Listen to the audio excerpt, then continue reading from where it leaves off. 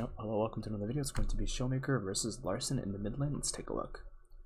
Alright, so right off the bat, already really good opening by Orianna. And the reason I really like this opening is because we're able to place the ball in the middle, stand over here. The second Ryze moves up, we can look for Q, or auto Q, right? None of the casters are going to hit us, of course, and the melees are going to pull up. We can then, like, you know, we can then just immediately start hitting the wave and getting the first auto on the wave. Ryze is losing this matchup most of the time. This is a losing matchup for Ryze, and the reason for this is because Orianna has good range, and it's going to be tough for him to play the lane. And so what Ryze would have to do is he would have to play the lane down to the south pocket here, because the north pocket is very claustrophobic, and it's very easy to get hit by Q here. But if we play on the south side, as you can see, the south side, the distance between the space here and then the ball from the south side is a lot more, which gives Ryze more room to, again, move out. And essentially what Ryze wants to do in this lane is he wants to max tether Orianna Q, and anytime that Orianna does use her Q, Ryze can then move in for a WEQ auto, or, you know, however he wants to, you know, lay out the combo. Auto goes out, LARSSEN ends up missing the initial Q. Of course, that's a pretty big error here. And now this gives SHOWMAKER the ability to just kind of move up and hit the wave, and possibly even look for a quick E trade onto LARSSEN here. Very nice dodge by SHOWMAKER here, and again, just walking up, trying to get E combo off on, not combo, but just trying to get E off on LARSSEN. Really important here. LARSSEN ends up moving back, and now what Ryze can do is start working on these front three melees here. And again, these melees are very crucial in this lane. We want to get them as low as possible, as fast as possible. LARSSEN ends up taking a bit of a trade. He uses, so wow, or again misses his Q. Very tragic here. Right, so ends up using E again here. Even goes in for an auto. Right, goes in for the auto and then ends up dodging the Q. So this is huge. Like, this is massive. And now again, LARSSEN, again, this Q by LARSSEN is, in my opinion, pretty bad. You can see a bit of a difference in laning between the two players here. I think Orianna's playing it a little bit not so well, making a bit of errors here. Again, this Q is not amazing, could have been thrown this way, could have autoed, so not the best, but it is what it is. No. SHOWMAKER uses E. Again here, looking for the auto attack. He's going to take the 3 casters and then pull them back, as you can see. And as you can see, all Orianna is trying to do now is just make sure she's hitting the wave, getting level 2 against him.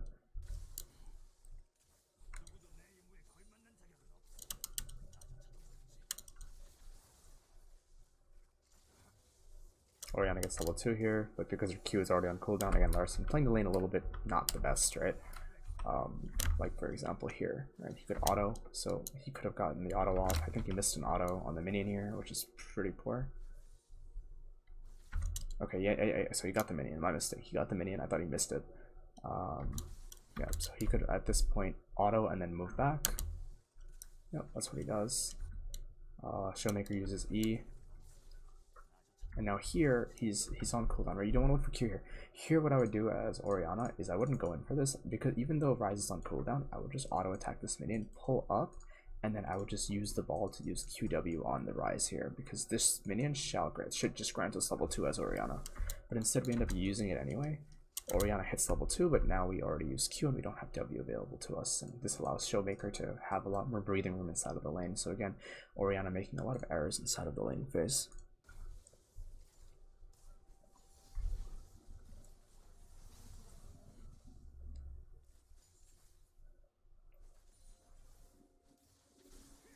Q comes out. This is fun. Yep, another E into Q. Now SHOWMAKER just looking to auto the 3rd wave as well. Could just blow all of his mana on it. Again, as you can see, he's just throwing the entire wave into her. And he has the biscuit, he doesn't really care. He can look for the recall here. So what SHOWMAKER is essentially doing here, right? Because the lane is actually pulling into Orianna's angle here, he doesn't really care about his HP, right? Now, because this is the 3rd wave, Ryze can find a recall on wave 3, and then come back for wave 4, come back for wave 5. This shouldn't really happen inside of the lane, considering the dynamic of the champions, but because LARSSEN is playing the way he is and he's making a lot of micro errors inside of the lane, it's really easy for SHOWMAKER just to start throwing all of his mana and all of his like HP that Orianna can, you know, inflict on him for the short amount of time that he's shoving out the wave to just get a really easy recall off. And this is essentially a cheater recall technically, but it shouldn't really happen based on how, like, if Orianna plays it differently, then it shouldn't really happen. But SHOWMAKER's just going to blow all of his mana and then get out of the lane here. And again, when he's on cooldown, he's just looking to bait out the Orianna as much as possible. Oh, reset here.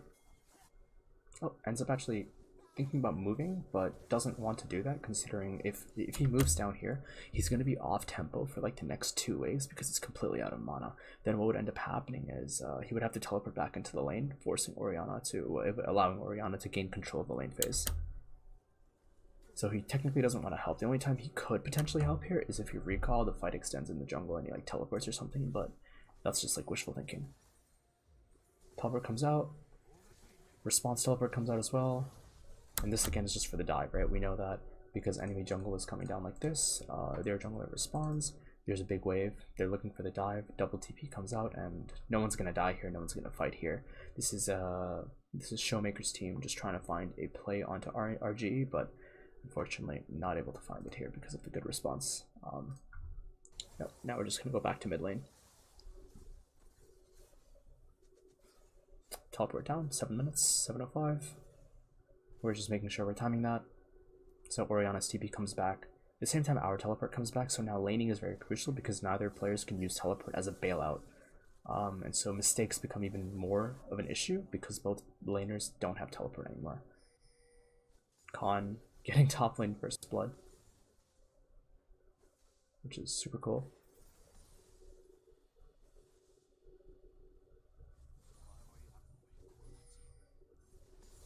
Now because Orianna's a little bit late, I don't know where she is. I actually think SHOWMAKER can just recall her. Yeah, I actually thought, no, it's too late to recall now, I believe. Actually, maybe he can. Oh no, he can't. It's a cannon wave. Oh, I'm so sorry. Yeah, I'm so sorry. I literally, like, I'm like sleeping. Okay, so here, this is wave 5, right? Now this is wave 5. This is wave 6 coming out of the Nexus. Shove all of the wave again, recall, come back. Wave 6 is going to be in our favor. Orianna's like really off tempo now because by the time Orianna catches this wave, it would be really awkward. So she would have to stay for the 6th wave. He doesn't miss anything, and now Orianna can't find a recall on 7 immediately. Unfortunately though, it seems like SHOWMAKER just gives up a cannon to take this fight. This is really tragic. This is super tragic. Yeah, this is really bad. This is really bad. This is really bad. Okay, now the reason this sucks a lot is because now LARSSEN can get a free recall off even though he shouldn't have, right?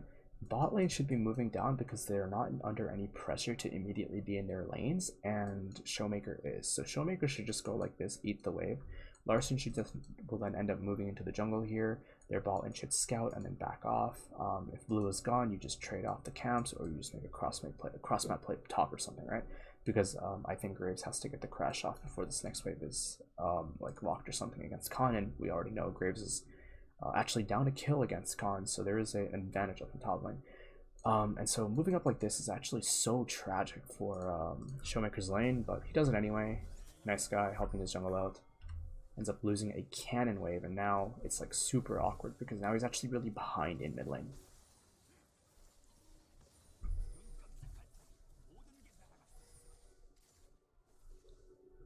Just autoing, making sure we are able to get the wave into the tower. Now Orianna should just lock the wave using the 3 casters here. She could choose to lock the wave here, and if you can notice, she does something really subtle. She ends up killing 2 casters, allowing 1 minion to live, which then allows this wave to meet this way instead of in the middle, and this forces SHOWMAKER to then move in and try to crash the next wave. Obviously there's no really form of jungle, like not only really gonna happen in the jungle because both junglers are pretty, they're both spotted, everyone knows where each other are, so it doesn't really matter. I think SHOWMAKER here looking for another recall, so he's gonna just shove the wave and then just look for the reset.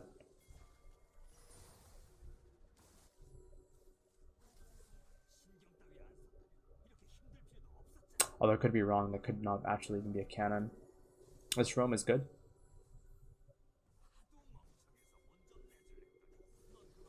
No, I'm right, that is a cannon.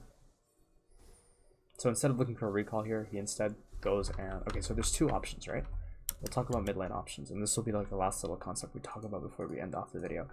Now, because this is the 9th wave that's incoming out of the Nexus, you can shove this wave out and then look for a reset, or because there's a wave being built up in top lane, because Khan has the remnants of wave 7 and the remnants, and the initial, and like all of wave 8, what's actually going to end up happening is you can just walk up for a 3-man top lane, which is of course going to be really good. And Larssen can't really respond because he's out of mana, he has the wave coming into him, and he doesn't really have first move anyway.